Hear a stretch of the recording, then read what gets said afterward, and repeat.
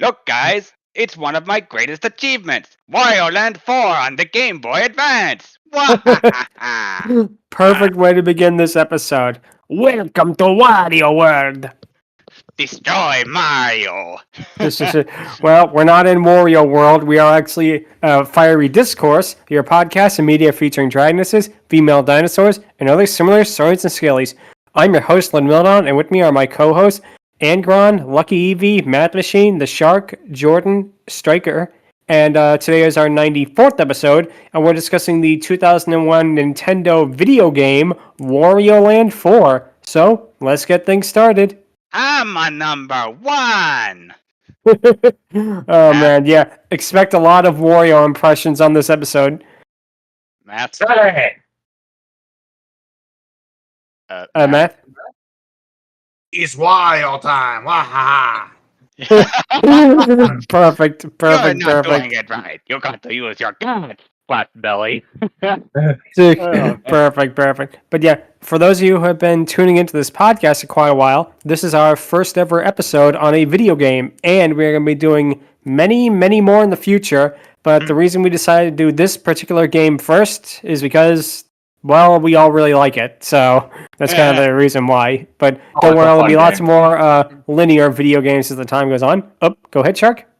We are doing Wario Land first because Wario number one. That's the perfect reason. We don't need any more justification. Yeah. But probably our listeners don't need to know this, but for anyone just tuning in who doesn't know him, Wario is a Mario character. He started off as a villain in Super Mario Land 2, 6 Golden Coins, but he proved to be so popular he got his own game, Wario Land. Wario Land was followed by 3 sequels, each of which, by my opinion, got better than the last one, culminating in this game, which, honestly, for me, is one of the best GBA games of all time. Not just the best platformers, not just the best games in the Mario universe, one of the best games on the Game Boy Advance handheld system, period. And, that's definitely not an easy thing to say, but there's just something about this game that really is so great. Go ahead, Angron, you first. Yeah, honestly, you say that, and yet there's a lot more depth to Wario than one would think. Like, in his debut comic, he and Mario used to be childhood friends before before life decided to take a crap on him by basically just doing Murphy's Law every freaking second. Oh, and in case any of you know about this or were wondering, his Japanese kanji on his Japanese hat translates to Warui, basically meaning bad. That's basically how anti-Mario he is. Mario stick with 2 C's, while Wario stick with 3 C's. Which, yeah. Also, Shark. Yeah, I was gonna comment that actually Wario Land 4 was not the last Wario Land game. That will be Wario Land Take It on Wii. Oh, yeah. Right. I was talking about handheld Wario Land games, but no, I understand completely. I didn't mean to make that sound like this is the final Wario Land game. There was Shake It is also a really great game with another really fantastic art style. If you haven't played it, play it. And I love to be talking about it, but unfortunately it does not qualify for this podcast. Nope. Oh. But with that being said, yeah, it's funny how, of course, Wario was popular. And then, of course, because of Wario Tennis, they introduced Waluigi, who pretty much became a meme in his own right. There's probably more people who might know Waluigi than Wario when you really think about it with the internet. Oh, heck yeah. Waluigi, number one! And there was also going to be a Peach. Oh, boy. Apparently they did actually like a character sketches of her in that. She never actually got coded into the game, but it was planned for a Peach to exist. Now, and her design is really unique. Yeah, She was actually... Oh, sorry. Sorry, go ahead, guys. I have to mention her design is actually inspired by Doronbo, I believe, from Yatterman. Oh, yeah, right. I can definitely see that. Yeah, also, it's just good lordy. Now I'm imagining her after eating the elephant fruit. Like, Peach and Daisy are one thing, but her, that would be interesting. Yeah. That would have been something else. Yeah. Go ahead, Shark. Her or another character that was popular for these games before kinda missing out? Captain Syrup, who was Wario's rival in these games. Yep. Most of them. Yeah, Yep. most of them. This, I think, was the first Wario Land game she does not appear in at all, like in any capacity. Yeah, it's a little weird. Definitely unusual, but granted, our apologies. This episode is a little bit disjointed compared to other ones, but when we do other video game episodes, it'll be a little bit more linear than that. Again, our apologies. But we're talking about Wario, so disjointed kind of What do comes you- with the territory. Plus, we'll be True. working on it. Yeah, true. Chaotic is on brand for him. Yep. It's basically the acid trip to Mario's shroom trip. Perfect. But we'll begin talking about the game now. It begins with the opening cutscene that begins at the city scene before cutting to Wario approaching his car, then driving down the road at night. And right away, you could tell that this game was made to basically push what the GBA could do to its limits. And in terms of animation, this cutscene for like 2001 looks amazing. And of course, I don't want to say that without also not crediting the sound design, which is probably some of the best sound design in any Nintendo game, period, to be honest. Yeah. Also, interesting fact, this is the same engine that would be used for Metroid Fusion later down the line. Yep, I was gonna mention also- that. But Yeah, also a little bit of a joke. Wario just came out of the bar after his first micro game thing failed. So, well, speaking of which, this game also uses a lot of sound clips from WarioWare, or would rather have stuff be used in WarioWare, and we'll discuss that in a little bit. But what happens is Wario drives past a black cat as a newspaper lands on her. It says about a temple being discovered in a jungle with a picture of both the mysterious princess and the mad professor, Mad Science-Stein.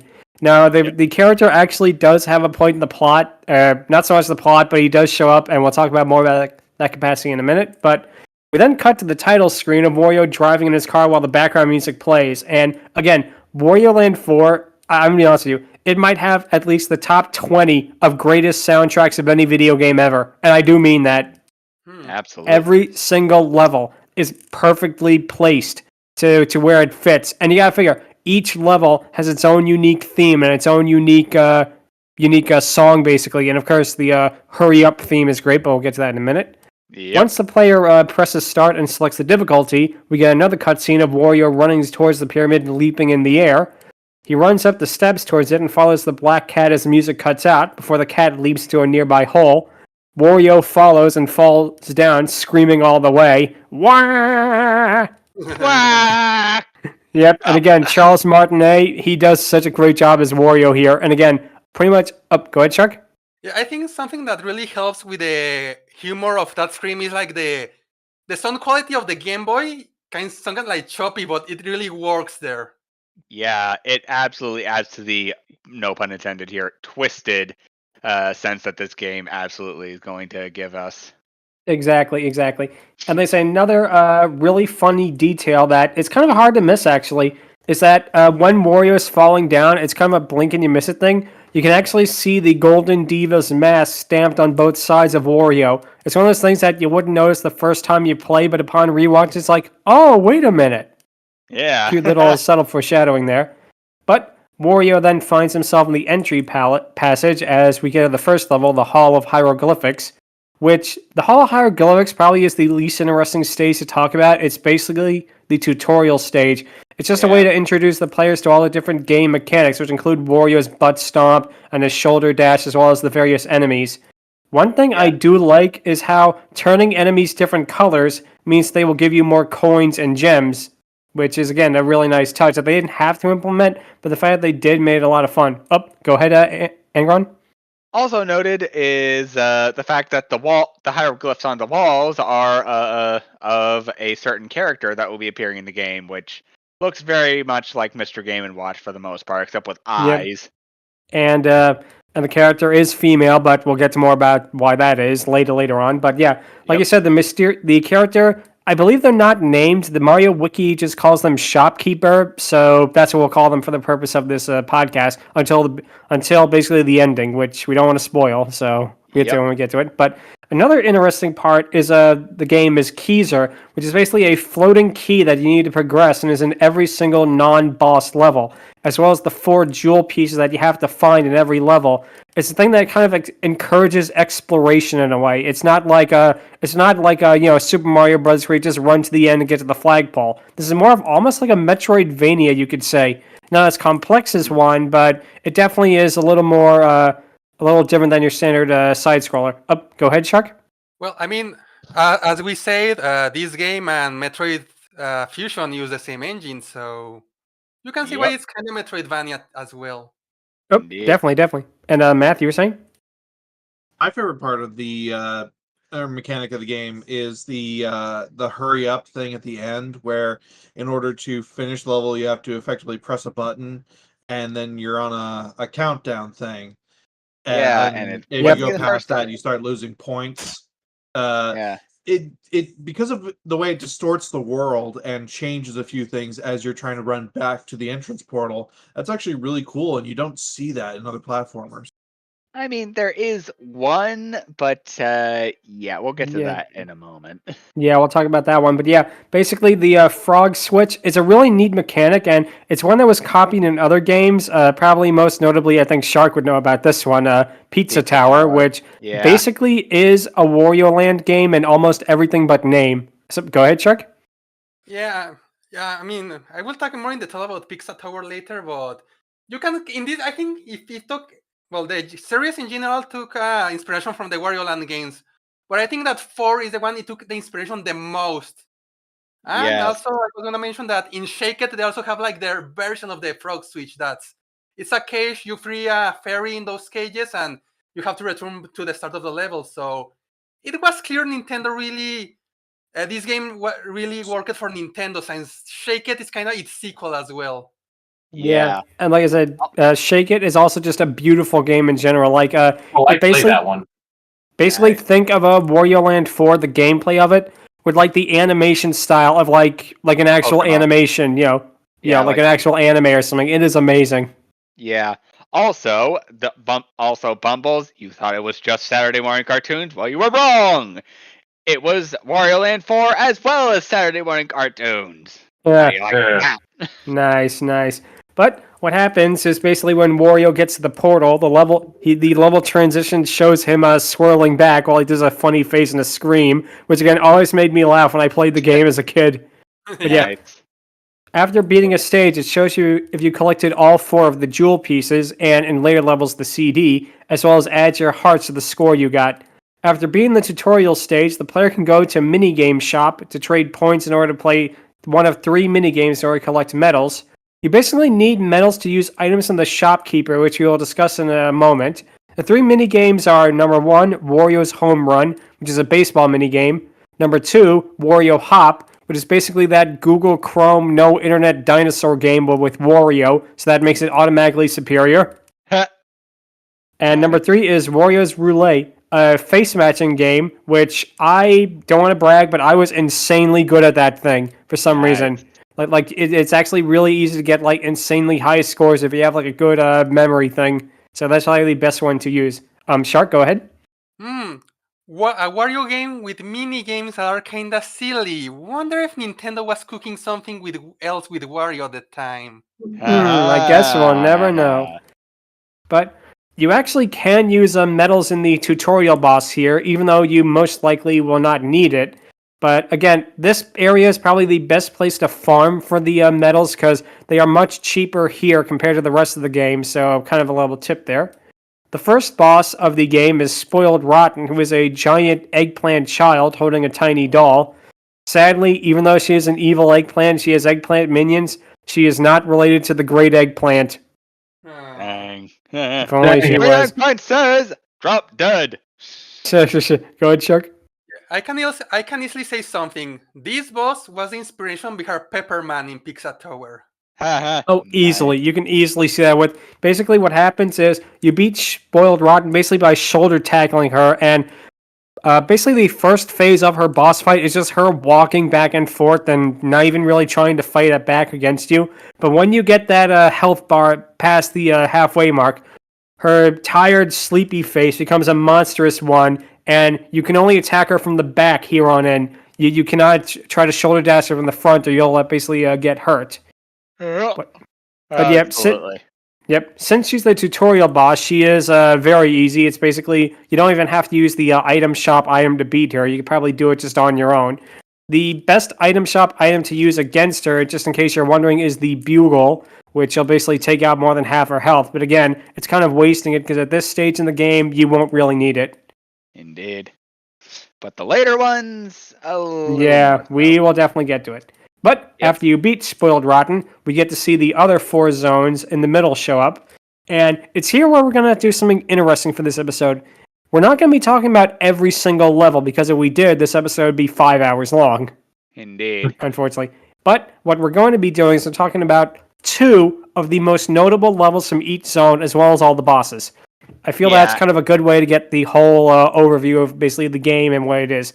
Now, this isn't going to be like a walkthrough or like a let's play or anything, but it'll be a good way basically to get to know what the game is. Yeah, and as for the levels that we won't exactly go into detail about, we'll briefly touch upon them after we do all the 2 levels in each passage. Exactly. But we'll start with the first one, and the one that is actually most relevant to our podcast because of the boss at the end of it, Emerald Passage. It's actually probably the best one to play for newcomers because it is definitely the easiest of the 4. And each of the passages has a different theme, and the Emerald one, of course, being green, is nature. The first level in it is Palm Tree Paradise, and this is arguably one of the most iconic levels in the entire game.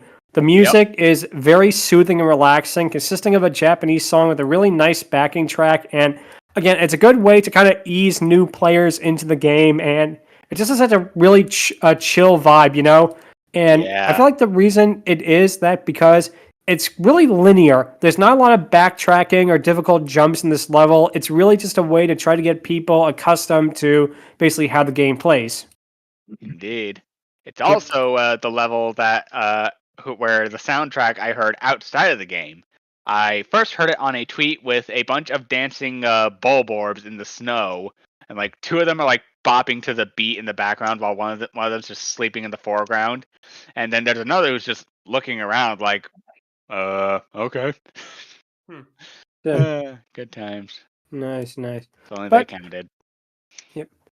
But what happens next is that basically, also this is also the level that introduces the purple pipes, which each level has 1 or sometimes 2 of these purple pipes where you have to solve a puzzle in order to collect a diamond that is worth 1,000 points. And unfortunately, even though they are purple, Waluigi is not in the pipes. Why? What a shame. No, what a shame. I can't lose. Cheater, you might be a cheater, but nobody cheats better than Waluigi. Apologies. You said it, bro. Sure. But what happens is instead of Waluigi being there, you use Professor Science Stein in various ways. Sometimes you have to use your own abilities or platforming, but most of the time you have to use the professor in some sort of way to use him to get to the diamond. And whenever you hit the professor, he lets out a really hilariously loud noise, and it always makes me laugh, you know, just because I think how it sounds, and again, the GBA sound chip definitely helps with it. Yeah, 2 things on that. One, the bonus stages also use the gimmick of the level, whether it be fire, puffy, a bunch of different things. Second, that ow would also be used in Pizza Tower. Take a guess who uses it. Yep. And also, I believe 2 more interesting things. That number 1 is that Professor Science Stein actually started out in a Japan-only game, I believe. It's something like Tales of the Frog Prince or something like that. He then would appear in Wario Land 3, and then he made probably his largest appearance in this game, and to most people who have, probably never heard of the Japanese-only game, this is probably where they know this character best from. And another funny detail is, whenever you throw the professor in the water, he automatically puts on a pair of scuba gear, which, I don't know, it's a really cute detail. Yeah, and when you first see him, he's playing the Game Boy, which, product placement. Yeah, it's just classic. But this also is the first level with a CD, which are collectibles, and you do need all of them in order to 100% the game. And the Yep. music on the CDs range from actual tracks in the game. For example, the one that is used in the Purple Pipes is called Soft Shell. But most of them are just completely random noise. Like one of them is just a dog barking, as it gets softer and louder. One of them is a person sleeping. I think one of them is actually Palm Tree Paradise played backwards. And you can definitely tell where the WarioWare influence was coming from, especially with this kind of stuff. Oh, go ahead, Shark. I was literally just about to mention that those sound effects will be used in the first WarioWare game as well. Yep. As well as probably the most notable reuse of a track is in a level that we'll discuss later on. But this is also the first level with the transformation, which is the various forms that Wario can become, and some consist of bees stinging Wario, causing his face to become inflated. Unfortunately, Wario does not say, tire pressure! Yeah! Check. Had to say that.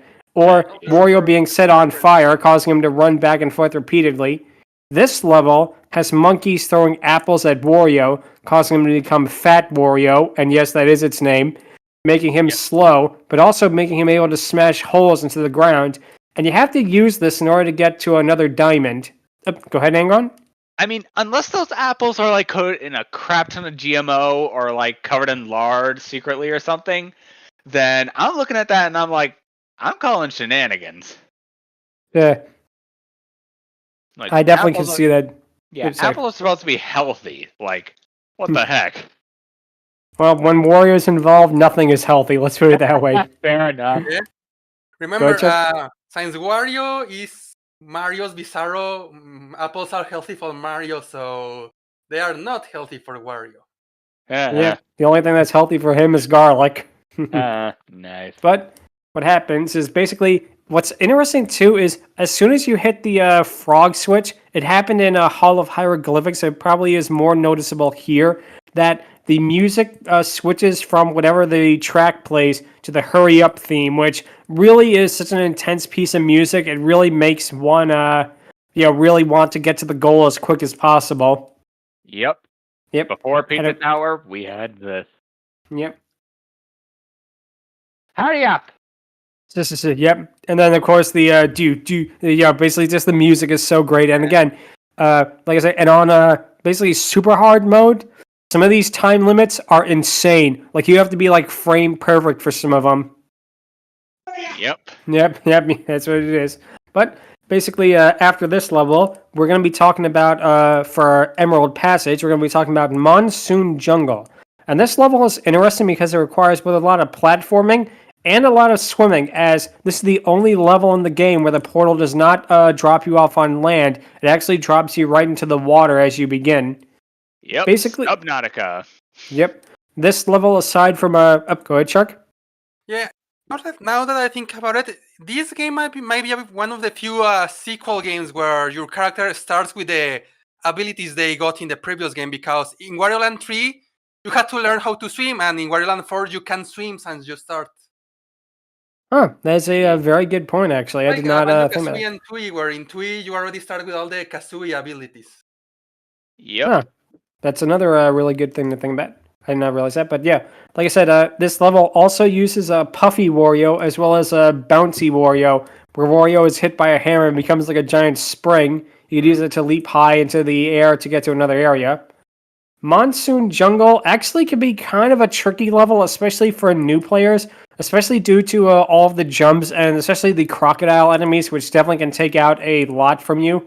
But there's also, I believe this level is the one that introduces frog blocks, which are areas that are actually blocked off from the player until you hit the frog switch. And once you do with this level, there's a really fun element here, which is how quickly you can get to the goal of this level by having Wario basically roll down a series of ledges, and you can get to the frog switch really easy that way. It's one of those things that if you can time it right, it is a lot of fun to get right. Indeed. Yep. Also not mentioned is the... Oh, wait. We already... Well, let me think here. Okay.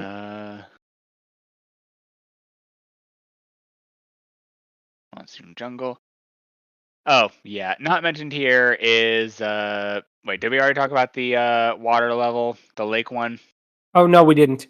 Yeah, okay, good. Then, yeah, that's the one I said Subnautica for. Sorry. Yeah, that's all right. That's all right. It makes sense. Yeah, but basically, go ahead, Math. I'm not normally one for score attack platformers. I am more that linear story kind of gamer. I can tell this is actually one of the better ones, if not the best score attack platformer, especially that frog switch mechanic and a few other things that it does to just really elevate the genre as a whole. Oh, definitely, definitely. There was a reason I think that this game was so popular and sold so well because I really feel again this really took basically everything that Wario Land did before this and it stretched it to its absolute limit. Yep, absolutely.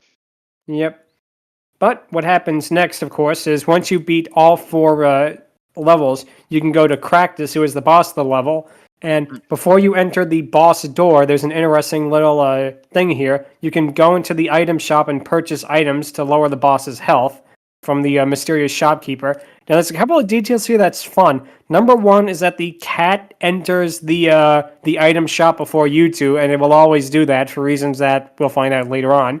Number 2 is that one of the items on the menu is just something called a smile that is free. It is absolutely nothing, but it has the shopkeeper basically leap up and make a kissy face and a funny thing. But this is based on something that Japanese fast food restaurants would actually do. You could go into a restaurant and on the menu they would have smile free, and they would do that. So something that's actually from Japanese culture. That's an interesting thing that they put in this game. I don't recall seeing one there, but okay. Sorry, but nice. all right. But yeah, the shopkeeper basically, as previously mentioned, resembles the character Mr. Game & Watch, which is interesting because this came out probably the same time as Smash Bros. Melee. So I wonder if there was kind of a symbiotic thing going on there.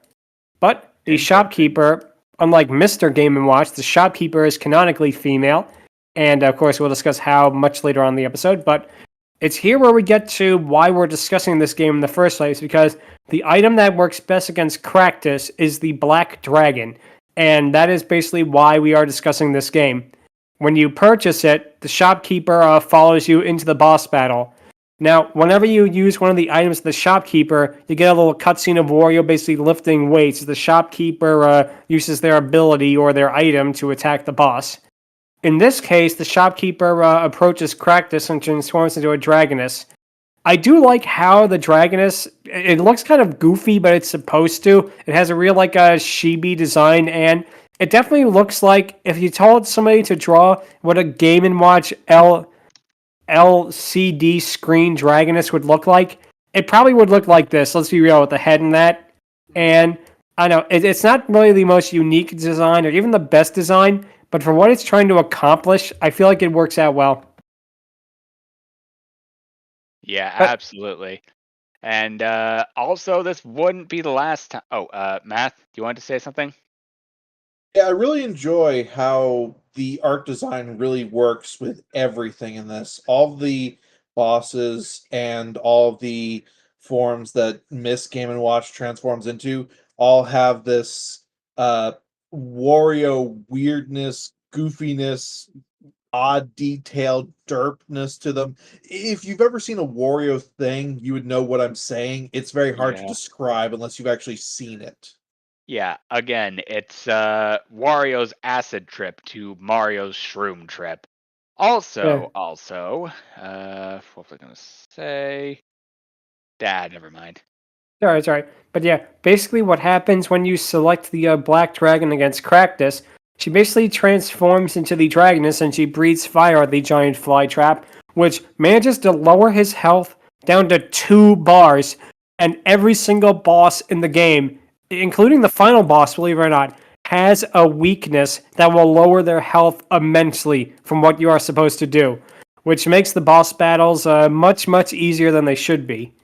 Yeah, and also, Go ahead, also, after you defeat the Cractus, this wouldn't be the last time you see him, because he also appears in WarioWare Move It. Yep. He made a grand return basically almost 20 plus years later in that game as the boss of the Cat and Anna stage, which is really neat to see WarioWare acknowledge Wario Land like that. Indeed. They don't Yep. use it anymore, but they absolutely know it exists. Exactly. Shark, you were saying?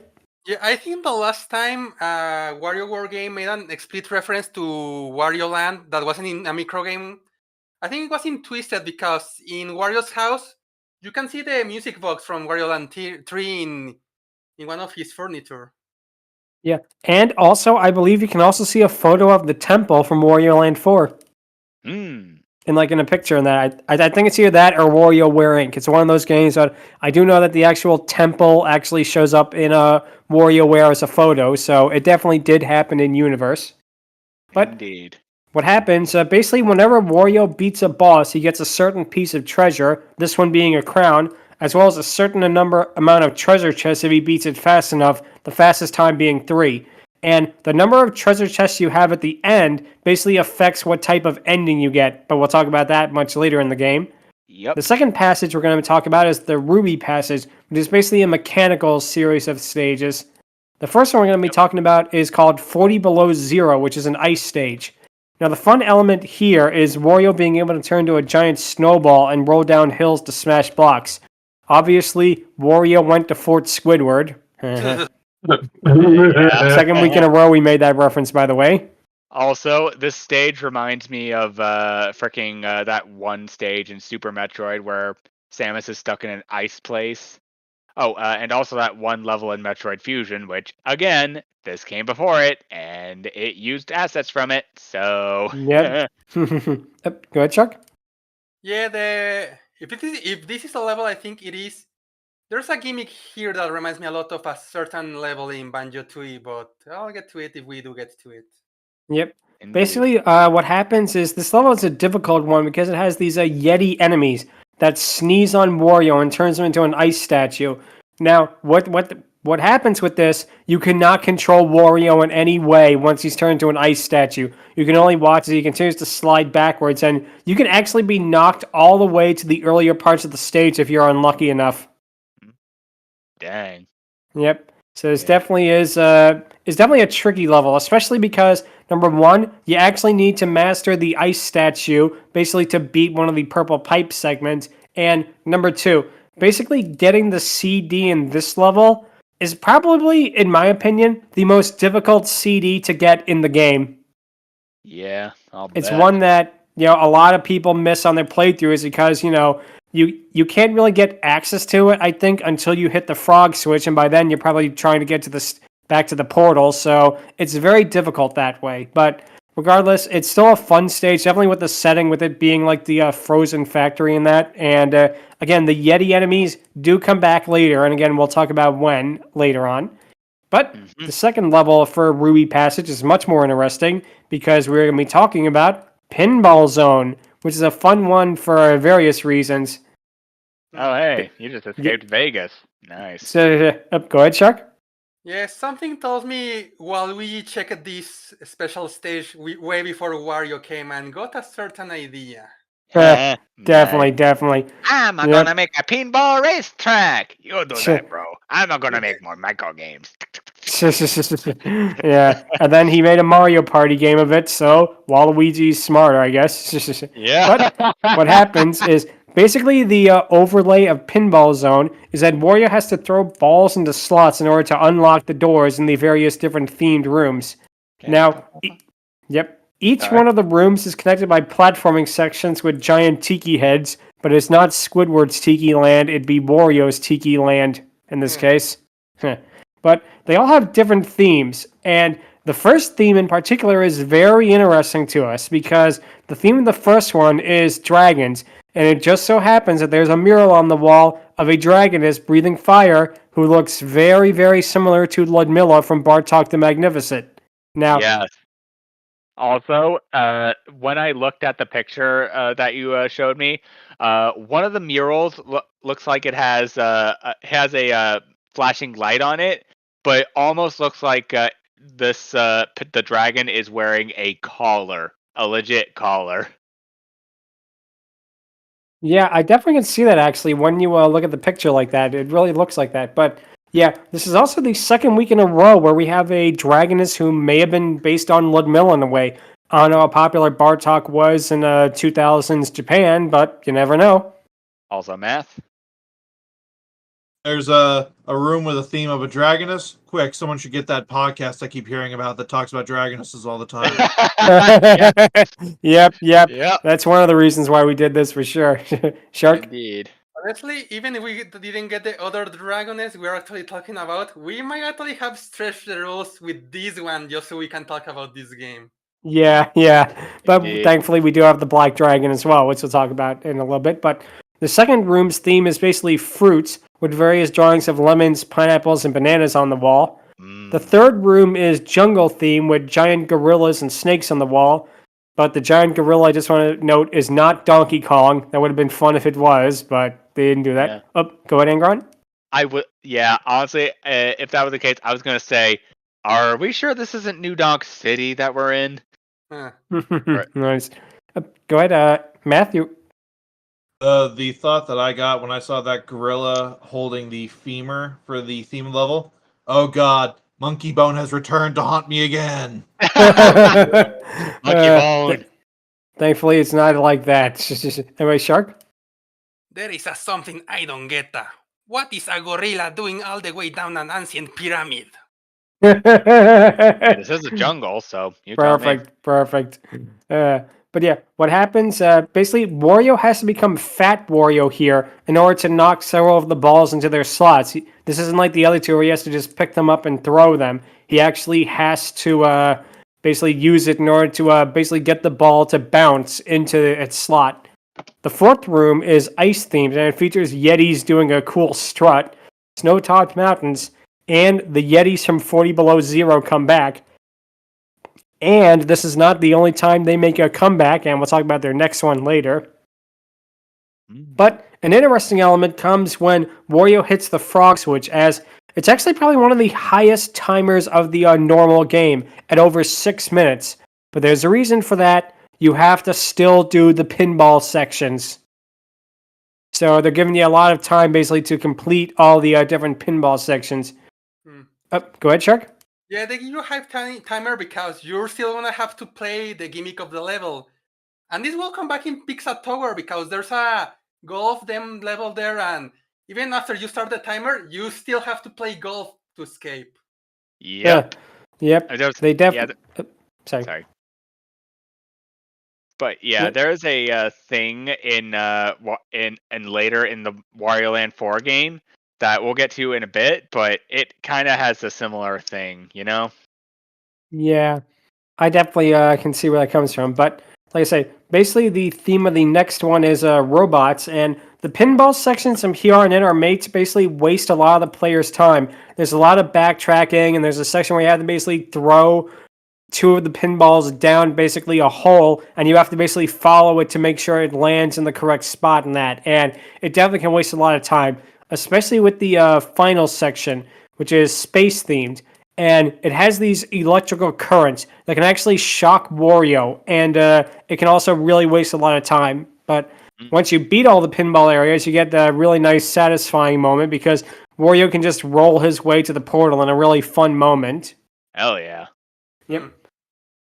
He became the ball. Yep. He Dodge definitely did. Wario, you can dodge the ball. Yep. Now Wario can beat Waluigi pinball easily. Yep. Go ahead. Also not noticed are basically the Rainbow Factory, but suckier. And that this one level that when Lud played it, there was this one power up or bonus that Lud got stuck on for a while. Like, apparently, you have to. There are some moments in this place where it's like so disguised with the background. It's called Toxic Landfill, and it's basically just a garbage dump. But it is deceptively hard to like find where all the bonuses are because you got to break some of the background in order to get to where you're going to and where all the bonuses are. We were at that for a while, and not as long as you'd think, but it was pretty tricky. That's why I remember the most from that. Yep. Anyway, Matt, you were saying? I think this level, more than any of the others, shows why, while I can absolutely see that this is an amazing score attack platformer, I could not play this for the life of me because the idea of needing certain enemies to hit you is just so counterintuitive to every bit of programming I have as a gamer. My simple see enemy must kill go burr brain would not let me do it. Mm. I definitely can see why, especially because Wario Land is really different from a lot of platformers in that way. But once you beat all of the area, basically, once you beat all of the levels, the boss of the Ruby Passage is called Cuckoo Condor, which is a bird that hides in a giant cuckoo clock. The best items to use here are the big hands, which basically punch the clock, haha, as it leaves only 2 health bars in it. The big hands, sadly, we do not know if they are related to Master Hand or Crazy Hand.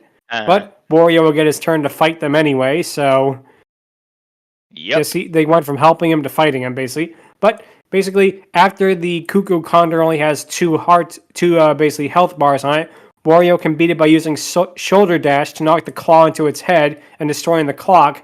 Then he takes the eggs that the actual condor itself throws and drop it, and basically throw it in its face, and you win.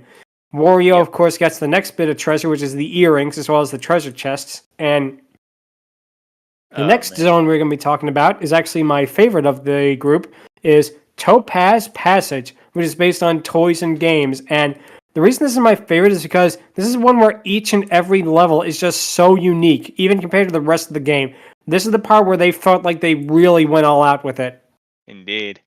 Also, circling back on the Condor thing and using the hand to beat it, the reason why Master Hand and Crazy Hand later fight Wario is because he no doubt stiffed them for tickets at Nintendo Land.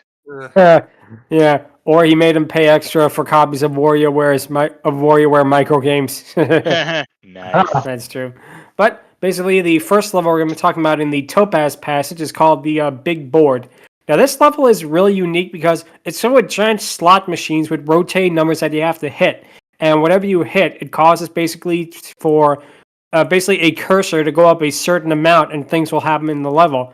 This can be things like, for example, platforms appearing and disappearing, Wario getting the fire ability, him receiving a heart, or him getting struck by lightning and losing a heart. Go ahead, Shark. Yeah, this gimmick will return in Shake It actually. With there's like a Vegas-based levels, and they have slot machines that can give Wario items, can give him eyes, can give him bombs, can make him fire Wario. So this is another aspect that probably Nintendo really liked about this game. Yeah, and like I say, it is really a unique level. But the thing that's interesting is because this level is probably unique because it can be frustrating. For example, if you need a 4 but you hit a 3, you can get hit, or the platforms can disappear just when you need to do a platforming section, and it can be a little bit frustrating. But it also can be fun if you can memorize just what you need to hit. You can really clean up the level in a short time. But the frog switch is probably one of the most unique ones because this one, they are not so lenient with the time limit. You only have 3 minutes. And basically, after you do a slim bit of platforming to get into the next room, you have to repeatedly hit a slot machine until it gets to the goal. But here's the problem. The slot machine board can go backwards. So that means if you are 2 away from hitting the goal, but you hit a 3, it will go past it and go back 1. Yeah, this and Pinball Land share very many similarities with the golfing level from Pizza Tower. In fact, I wouldn't be surprised if this level took inspiration from Pinball Zone and this level, Big Board. This is why Big Board is easily one of, if not the best of the stages, because it not only has you think, but that one moment right there can definitely be tricky. But if you memorize it, it's a breeze, and it's still fun for it. Math or Shark? Shark, go ahead. I can also imagine Wario in that last slot machine like, let's go gambling. Dang it. Gang it. I missed. I missed. Yeah. Oh my god. Wow. Classic. But even after you manage to beat the slot machine, That's not it. You still have to run all the way back to the goal. So that means you don't want to waste too much time hitting the slot machine because then you might not have as much time to get back to the goal. You might even get to the area when if you get past the timer, the entire level turns gray and Wario starts losing coins. And once he loses all his coins, basically he loses a life and basically have to do the whole level from the beginning, which can be very tedious. So you want to be really quick with hitting that slot machine and hitting it right. Yep. Again, this and Pinball Zone. Well, the next level we're going to be talking about is also a really unique one because we're going to be talking about Domino Row, which basically has an interesting gimmick that Wario knocks down a set of dominoes and he has to hit the switch at the end before all of them are knocked down. If Wario is successful, a Wario flag is lifted. If he's not, a blue flag is lifted, and what that means, Wario cannot proceed to some areas because you have to hit the switch before all the dominoes fall down, which this in turn means that you might not be able to collect all the jewel pieces on your first playthrough. Indeed. Shark? Yep. Go ahead. Yep. Once again, this is something Pizza Tower took inspiration. There's a saloon level. You have to raise some horses, and if they win, you don't get to progress certain areas. And funnily enough, when you win, just like in this game, a Pepino flag rises up. Huh. Dang. Yeah, you could definitely tell they took a lot from Wario Land 4 in that way. In a good way, not like a plagiarism, more like an inspiration. Yeah. 100%. But yeah, basically what happens is when you hit the frog switch, you have to make your way back, which, if you didn't hit all the dominoes, can be much, much more difficult. Indeed. But that's not all, because once you basically get past it, you think, oh, that's it. No. In order to get the final jewel piece, you basically have to go through a series of giant rock area where you have to basically use your butt stomp and your shoulder pat, your shoulder dash, forgive me, to get to the final jewel piece so you can complete the level. And that too can take a lot of time, especially if you took time getting to this particular place. But the boss of this section is Arrow Dart, which is a giant inflatable teddy. Oh, go ahead. Sorry, I had to hold my breath because of hiccups, but levels not mentioned here was the block room, which reminds you of that one scene from Mega Cell R where Coop was just a baby and he's like trying to fit the square block into the circle block or whatever, and he's like having trouble. But then the present day, when he's a lot older, he just takes a hammer and starts whacking it in. Like, and there's also that one color room with the doodle pig that reminds me of both Kirby's Canvas Curse and Yoshi's Island, strangely enough. Or maybe it was Yoshi's Topsy Turvy, but still. Yeah, but like I said, both of them definitely are. Those are excellent levels as well. Again, I wish I could talk about all the levels in Topaz Passage because they just have so much going for them. You know what I mean? Yep. But what happens next is basically when the item to use against Aerodent is the big lips. The shop leaper gets a giant pair of lips and kisses the boss. Now, this is actually kind of clever because with Aerodent, you can imply that this giant inflatable teddy bear, she's basically sucking the air out of it, which really is a funny thing. And once again, like all the other bosses, Aerodent is left with only 2 health bars. Basically, the way Wario can defeat Aerodent is by throwing a spiky enemy at the teddy bear, then he can shoulder dash into the mouse. Now, even without using the big lips, Aerodent is kind of an easy boss because if you're quick about it, you can chain your shoulder dashes, and you can really take a lot of health from the little mouse all in one go. Absolutely. Also, like, there's this little thing that's reminded me here of Markiplier, where he's like, huh? You want to mess with me? You want to mess with me's lips? Nice.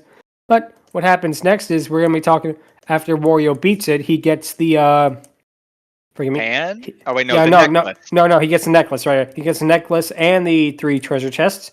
And the final section that we're going to be talking about is the Sapphire Passage, which is basically horror-themed. And the first level we're going to be talking about is the first level of it, Crescent Moon Village. This level takes place at night and has a really neat and creepy atmosphere. The transformations used in this level include Bat Wario, which allows Wario basically to hover jump, but you have to repeatedly press the A button in order to get him airborne. It's not like you press it once and he can fly, you have to repeatedly press it. As well as Zombie Wario, where Wario can actually fall through the floors until he basically is hit by a light or he jumps into some water. And there's several other interesting things about this level, which include the music of Crescent Moon Village, which actually was probably the most notable music track reused in WarioWare Inc. because it was the music used in the final cutscene of WarioWare Inc., where Wario gets all the money, he stiffs the workers of WarioWare, and he's chased by Mona into his rocket ship. And like I say, they actually reused the exact same music of Crescent Moon Village, and it actually fits there. It was to the point where when I played this game after not playing it for a while, I was actually kind of shocked. I was like, wait, that song comes from this? Because it fits WarioWare Inc. so well. Wonder if it would fit Mario's Tunnel of Doom. Very scary. That's pretty much the entire That's pretty much the entire Sapphire Chamber. It's just like Mario's Tunnel of Doom, except horror and not Mario. It's Wario. Yep. Well, Mario did say the Tunnel of Doom was very scary. Very scary. But basically, the main gimmick of this level is basically a giant ghost pirate. I know that online he's called Captain Coin, but I could not find if that name was actually legitimately from Nintendo or just a fan name. Basically, he's a giant ghost pirate, and if you get hit in the level, the ghost pirate basically steals your coins and then laughs at you. Unfortunately, although Wario got off easy, the treasure of this level could have just been plastic. Aye, but it's based on a real treasure chest. Arr, arr, arr, arr, arr. So here we have another thing that was an inspiration behind something in Pizza Tower, because Pizza Tower contains a level where a Ghost King constantly chases Peppino and basically alters the level in a way to make things harder for him. Indeed, yeah. Yep, exactly. But what's more interesting about it too, with the Ghost Pirate in general, is when you get Keyser, this is where the level can get really hard because the Ghost Pirate will steal the key, which means that you might actually have to backtrack through the level to get the key back. It's a really clever mechanic, but it is kind of annoying, especially if you're trying to get to the goal as quick as possible. But you have to keep chasing down the Ghost Pirate. Thankfully, he does go away after a certain part of the level. So if you can just beat that part, it should be smooth sailing. Honestly, I'm hearing this, and I imagine Foxy being the Ghost Pirate. Oh, wait, damn it! That would have been a very interesting twist in it too. Yeah. But the second level of Sapphire Passage we're going to be discussing is Fiery Cavern, which the first half of the level is basically an ordinary lava level, where you have to climb on top of platforms on lava spurts and not get hit. There's some enemies that throw giant boulders at you, and there's a little bit of a maze, but it doesn't seem too complicated. So why are we talking about this level in particular, you may ask? Because when you hit the frog switch, the entire level freezes over. The rock-throwing enemies become the Yeti enemies from 40 Below Zero, and the lava spurts become the ice pillars that you can walk on. And Wario can become a snowman Wario, basically, to roll his way through the level. And this, in particular, at least for me, takes this level from being an okay, lava world to an absolute classic. Just completely taking what is basically a formulaic level and turning it on its head like that. That you have basically used completely different mechanics. It is so clever to me. Yeah, go ahead, Angron. Yeah, it's very clever. Like this level right here definitely threw a lot of us for a loop. Like it went from like your basic bitch fire level to like some gorillas throwing rocks at you to basically like hell freezing over and you having to navigate the fallout, which kind of reminds me a bit of like transitioning from the Stone Age to the Ice Age a little bit. Oh, that is very true. Let's see who's first. Shark. Yeah. I'm always a fan when a game makes you return to an old area, but there's technically this game has been doing in every level, but when they change the level, like, the thing you were familiar with, it's completely different now. Like, another ice version is like in Metro Dread, at one point, certain areas start freezing over and you have to explore them again, but with new enemies, with locked doors, and with new openings because of the ice, so that's always a bonus. That's always a cool feature to have in your game. Oh, hell yeah. Math? Yeah. Yep, go ahead. I will save the fire level. The Ice Age. Good, the fire. The ice. Yeah, God bless Arnold. God bless him. Yes. Yes. But basically, what happens is once you beat the level, you and the other two levels of the Sapphire Passage, you battle the boss, which in this case is Catbat, which is a cat ghost with a giant bat sticking out of its head. The item to use here is the Black Dog, where the shopkeeper turns into a black dog and bites at Catbat, again lowering his health to 2 bars. Go ahead, Angron.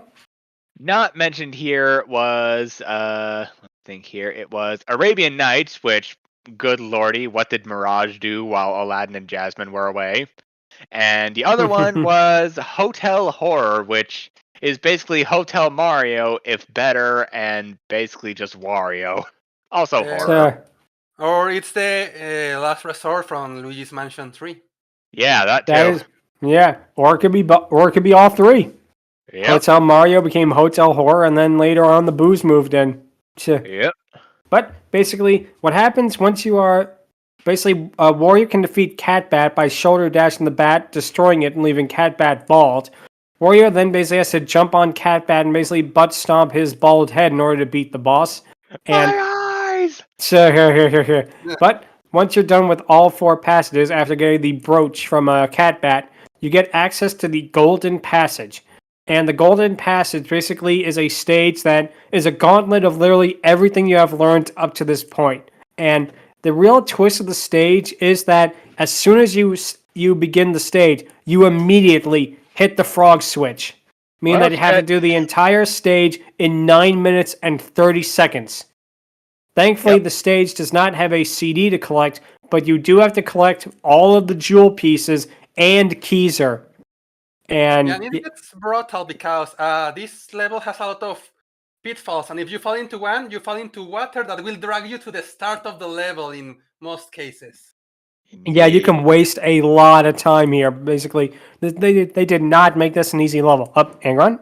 Yeah, this did not mess around. This is the level before the boss stage, and it makes it known that it is. You are going to be trying this a lot before you even complete it, maybe.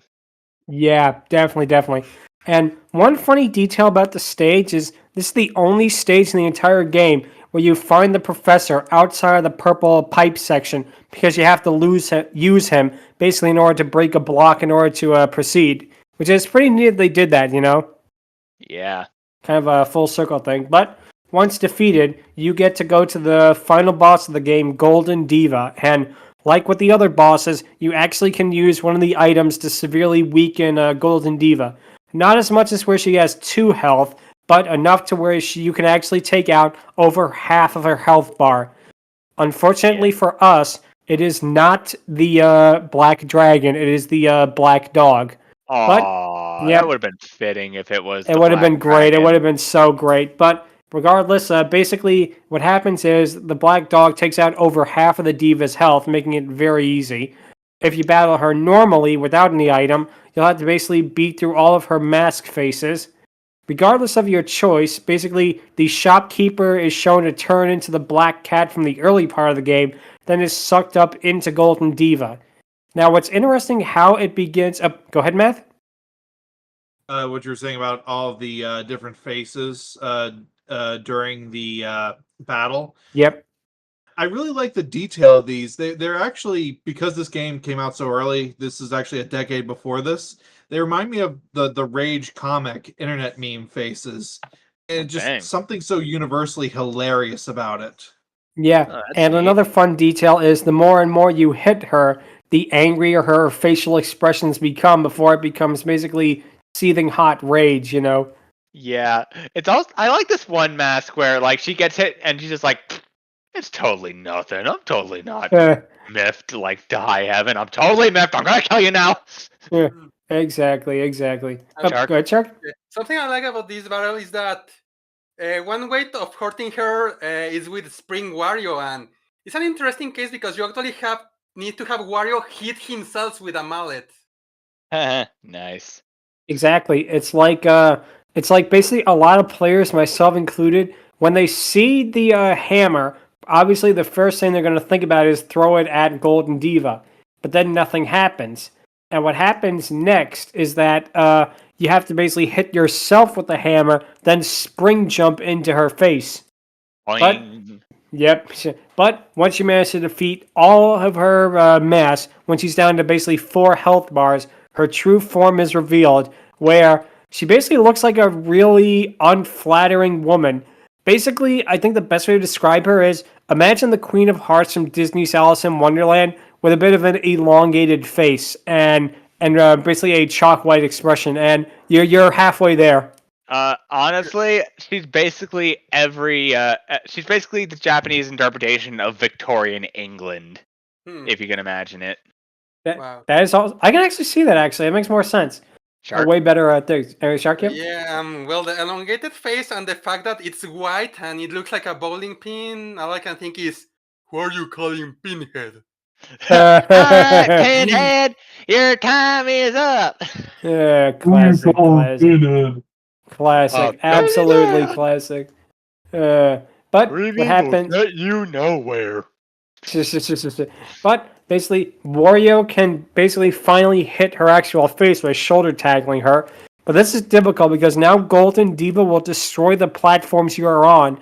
And once they're all destroyed, basically, Wario will be in a pit of spikes. And it can be very difficult to get her down to basically 4 health. But once defeated, she turns into a giant set of lips that basically is a joke Wario just jumps on and easily destroys. However, this is why the time is of the essence of the battle, because the longer you take with the final battle, the less treasure chests you get. Yep. But once defeated, the cat is released from her as Wario collects all the treasure. The tunnel begins to shake as it all starts to crumble around them.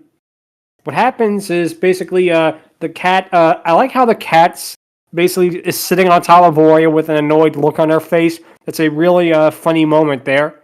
The cat finally makes it out first, but before Wario can climb up, the professor bounces on his head, causing him to nearly fall. Wario and the cat make it out of the temple as it collapses, as the 4 treasures surround the cat. Now, here's where the thing gets really interesting, because the cat turns out to be a princess, Princess Shokura, and her appearance varies depending on how well you did in the game. The worst ending is her as a bratty little girl. The second worst ending is probably the funniest one, as she becomes a female Wario, and Wario is disgusted by her. No, it's my own. Is that what I look like? Oh, I'm out of here. Have a rotten day. I like to think it's Wario not getting it. It's kind of like, the thing in SpongeBob. It'll keep your face from getting any uglier. Wow, just in time. It's kind of like that. It's like, oh, you're so ugly. How could anybody like someone who looks like that? Gee, wonder why. I can't classic. think of a certain girl, but... Yep. But the second best ending is her as a basically standard fairy tale princess, and the best ending of her is her as a basically beautiful woman. And Wario gets a kiss from the princess, with the 2 worst endings being him being disgusted, and the best 2 endings having him being delighted. Regardless of how he did, the prince is then taken away by a group of sheriffs as Wario flexes. But the credits play over scenes of the game, but the amount of treasure still basically matters here, because the type of music that plays and what type of vehicle Wario drives, depending on how well you did. If you do absolutely perfect in the S hard mode, basically the ultra hard mode, Wario will drive in a hover car. Dang. Yep, that's actually what you get for getting the best ending, which is not new to the Wario games, because, and I think, was it Wario Land or was it Wario Land 2? Basically, the house you get depends on how well you did. It could be from a tiny mansion. Yeah, well, Luigi's Mansion, but also Wario Land. Shark, go ahead. It was the first Wario Land, with the best ending being Wario getting his face on the moon. Yeah. Nice. Yeah. Oh my gosh, that reminds me of freaking Domo Moon from that one MLP fan thing, which we're not going to talk about because it sucks. All right. Well, that's all right. But yeah, basically, what happens is, regardless of how you did, basically the game ends kind of like a bookend thing, in exact same way as the beginning of it, with Wario, nearly hitting a white cat this time with a newspaper landing on it.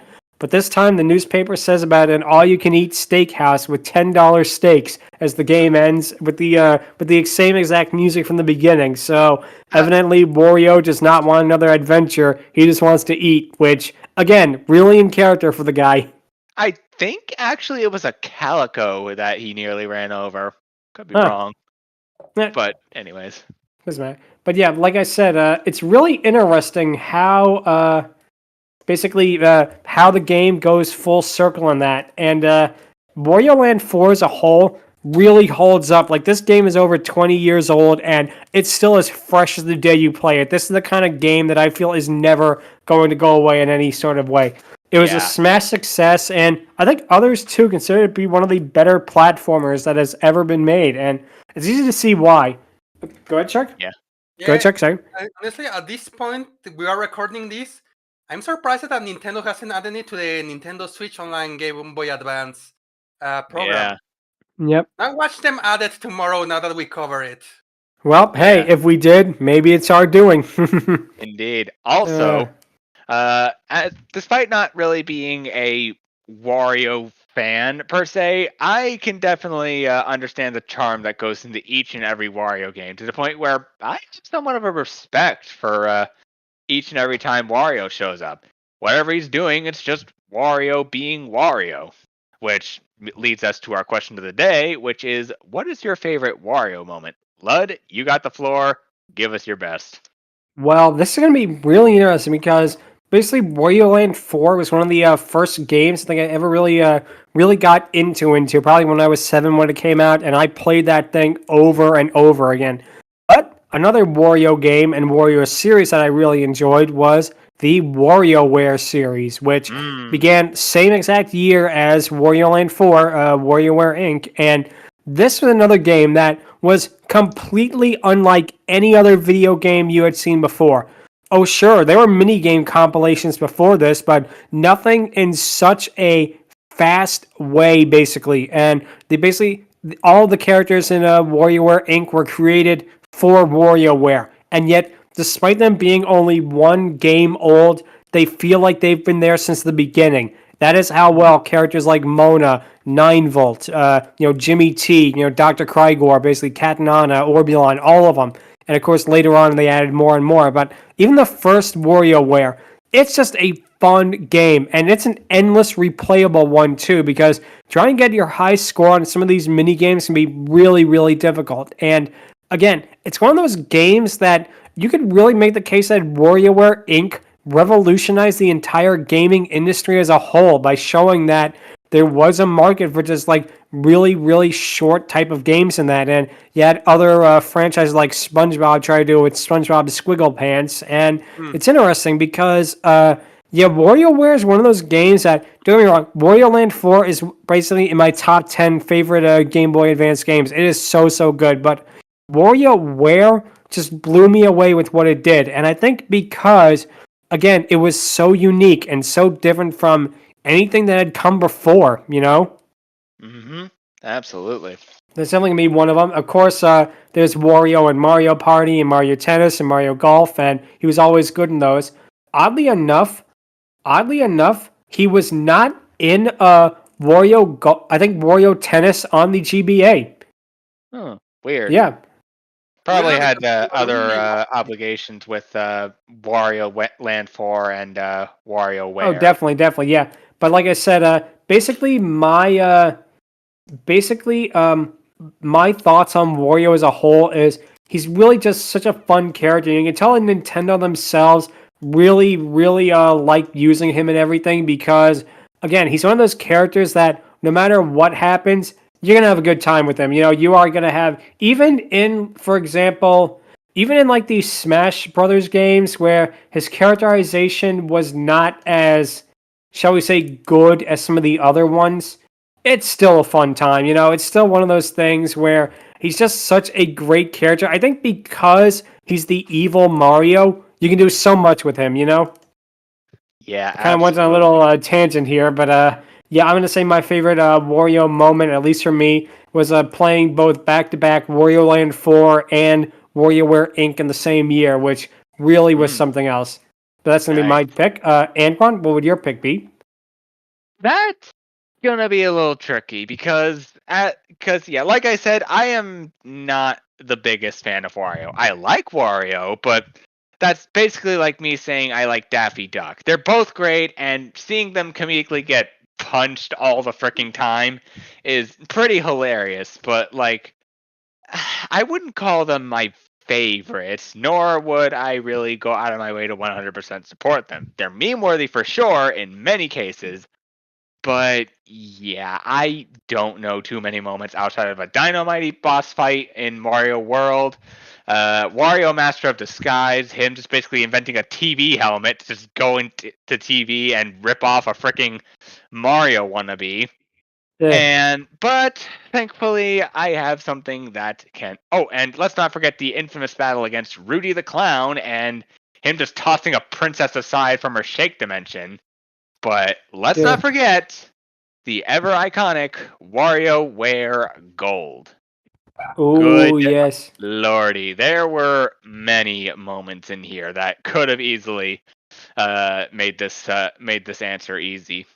But other than Orbulon and maybe freaking I don't know. Yeah, other than Orbulon basically just being a mood, I'm absolutely gonna go for this one moment near the end where Wario gets his just comeuppance after basically ripping everyone off and basically trying to Shanghai his own gaming competition.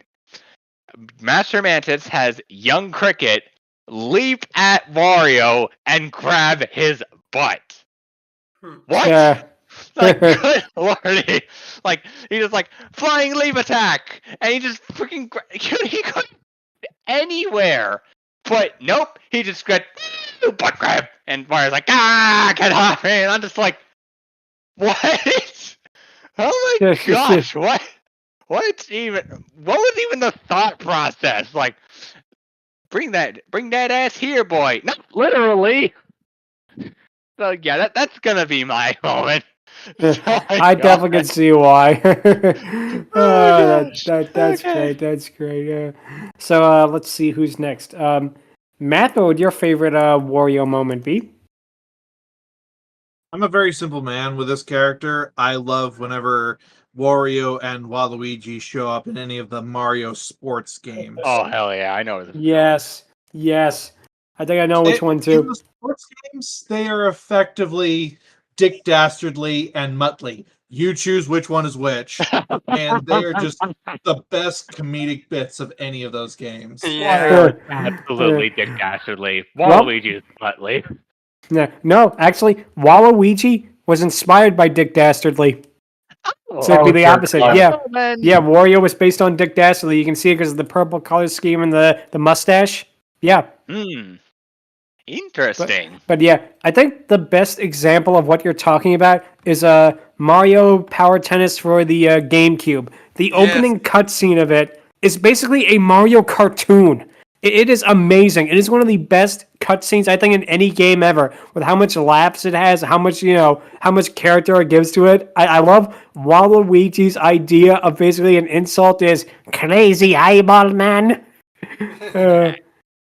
No, don't expect me to give you a CPR.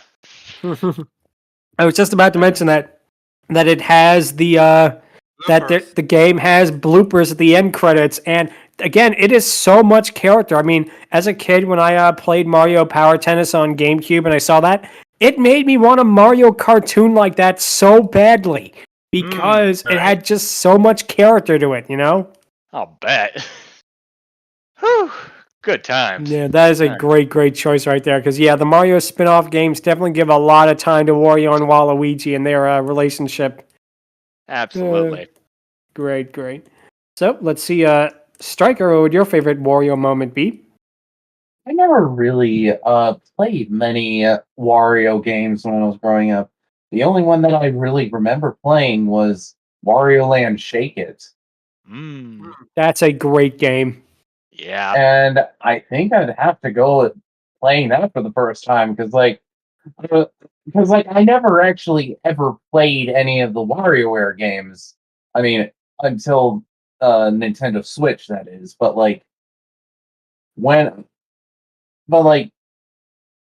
yeah, I never played any of the games before playing Shake It on the Wii, Nice. and wow, that was more fun than I thought it'd be. It's the final Indeed. boss, and I left it there because I sucked. Indeed. Yeah, I definitely could see where you're coming from there. You know, it definitely, like I say, again, Shake It is definitely one of the most beautiful games. You know. Absolutely. It is pretty. Sure. The art style of the game, it reminds me of a game that would release later. Shantae Half Genie Hero. I was Oh, about to mention it yeah. as well. Oh, I can Nice. see that.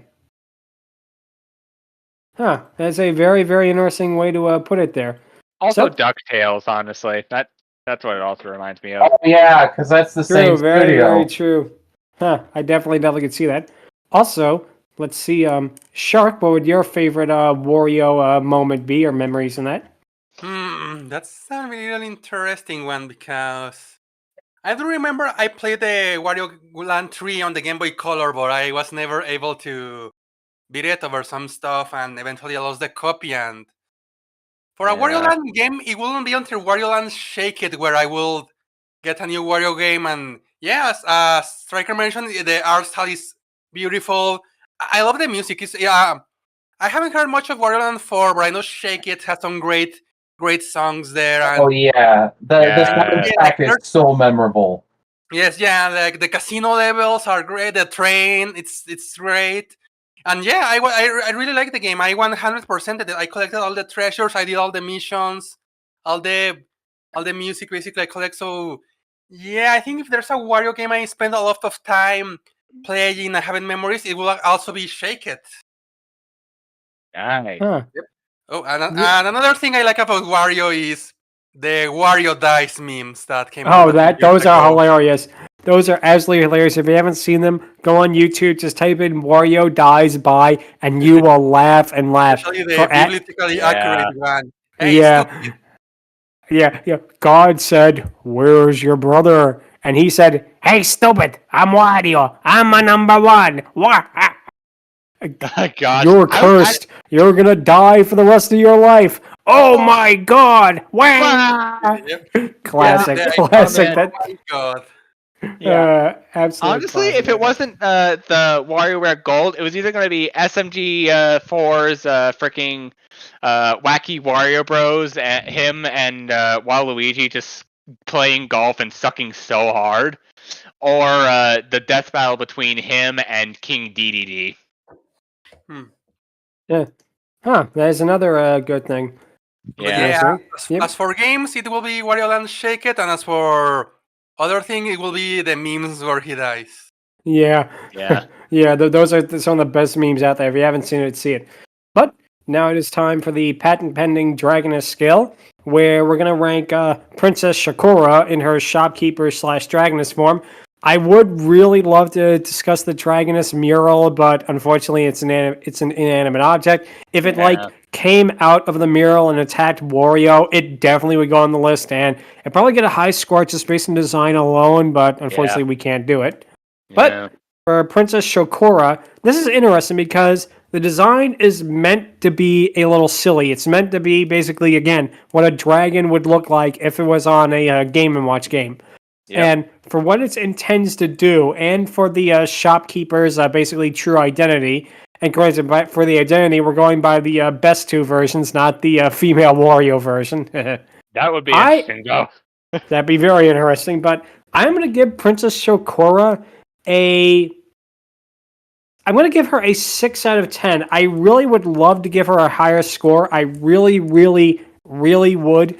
But the thing that kind of drags it down for me is it's optional. You don't actually need to use it in order to beat the game. It makes it a lot easier, especially against Cractus, but unless you battle against this one boss and you know that Black Dragon is basically really, really effective against Cractus, basically, sadly, she doesn't really get a lot of use, at least in the Dragoness form. The other forms are a lot of fun too. Like I like again the giant hands, the black dog, I like one of them is Vector Man, which is basically an Ultraman knockoff that shoots a giant laser out of its eye. And a pretty fun moment. It also reminds me of Bit Trip Runner a little bit. Huh, it kind of does. But yeah, Princess Shakora's Dragoness form, it looks fantastic. Like, most of the score is basically just on the design alone and how cute it looks and with its little chibi design. But, like I say, if it was just a little more prevalent in the actual game, like if, for example, it was in a cutscene, or like if it was something that was necessary to defeat the boss and you couldn't do it without it, I would give her like a 7 or 8 out of 10. But 6 out of 10 is actually still a pretty good score, I think. So, Angron, what would you give her? I kind of want to say 6 out of 10 too, but I don't know. The little design honestly speaks to me a little bit more. I might bump it up to a 7 out of 10. It's nothing too major, like you said. I wish it had a little bit more prevalence and was the actual weakness of the final boss. Hint. But yeah, I personally do like the relevance that it does have, and hey, it was enough for Nintendo to acknowledge Cractus, so clearly it's doing something right. So I'm gonna give it a 7 out of 10. A pretty generous but still, it's what I feel. Yep, still sounds good. Let's see, Math, what would you give her? Go with a 6 as well. I do like the goofy, silly design from this. It's very fitting for Wario games in general, and Wario characters and bosses.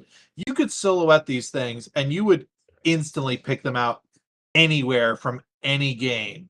That's how good these designs are. The issue I have, and this is kind of a me thing, I am more the RPG player, the story-based gamer. So there's nothing really here for me to go with, like personality or character-wise, other than that ending cutscene to show that she's oh, what a twist! She's the princess all along. Okay, yeah, I definitely see where you're coming from there. And again, it feels like something that they could have done just a little bit better, but again, it's still not saying that she's a bad design at all, you know? Absolutely. Yeah. So let's see. Stryker, what would you give her? I think I might keep this train rolling with a 6 out of 10. Okay. But I love the goofy design of the dragon herself. Yep. So I may bump it up to a 7, but I think I'll keep it at a safe 6 out of 10. Okay. Yeah, I definitely, again, can see where you're coming from. And Shark, what would you give her? Yeah, I feel the same. I'm going with a 6, and yeah, with a 6. The design works for what it is. It was meant to be silly, so of course it looks silly. And at the very least, there's one boss that's weak to the Dragoness form, so there's this little small hint that might make the player see the Dragoness at one point in the game, even if they're just repeating it to experiment or something like that. So Indeed. it has a tiny bit of relevance in the plot, but like minimal, extremely minimal, and well, optional as well. So yeah, for what it is, for what they did, and they succeeded with 6 out of 10. Nice. Okay. So pretty much uniform here. Pretty interesting. That doesn't happen too often, but that's going to be it for this week. If you have any questions or you want to suggest your idea for a Dragoness design for Captain Syrup, Oh boy. Yep, you can email us at fierydiscourse@outlook.com. Visit us on Blue Sky at fierydiscourse@bluesky. Visit us on Twitter at twitter.com/fierydiscourse. Be sure to subscribe to the Ludmillanon YouTube channel and subscribe to the playlist and like and hit that bell. Any and all support is basically appreciated. Also, leave a comment if you like the episode. And also, one of our co-hosts, Lucky Evie, is looking to move from the States to the UK, and basically a GoFundMe to help him out will be in the description. Any help with him will be appreciated.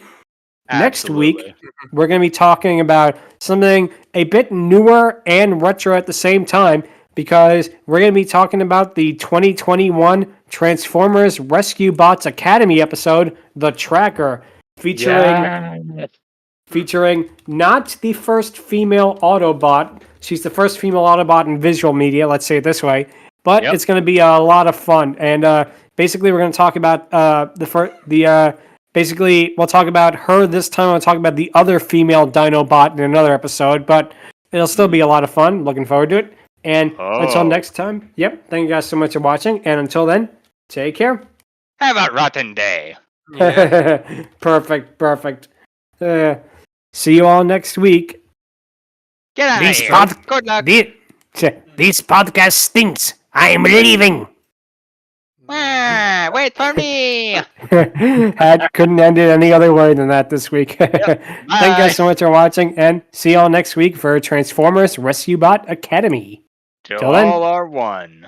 Yep. Till then.